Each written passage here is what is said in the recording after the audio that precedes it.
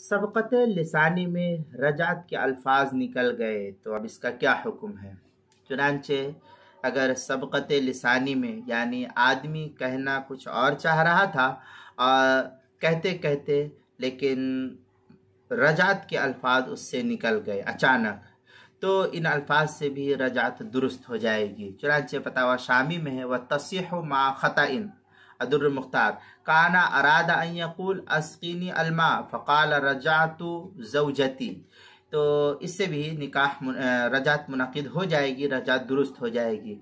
ये इबारत किताब दुर्र मुख्तार मा शामी किताबुत तलाक़ बाबुर रजा जिल्द नंबर 5 सफ़ा नंबर 24 जो ज़करिया बुक डिपो देवबंद का हिंदी नुस्खा है उसके अंदर।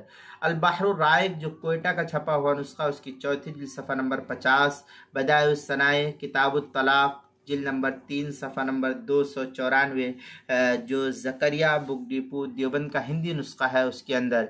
किताबुल मसाइल उसकी 5वीं जिल्द सफ़ा 116 पर भी इसको नकल किया गया है।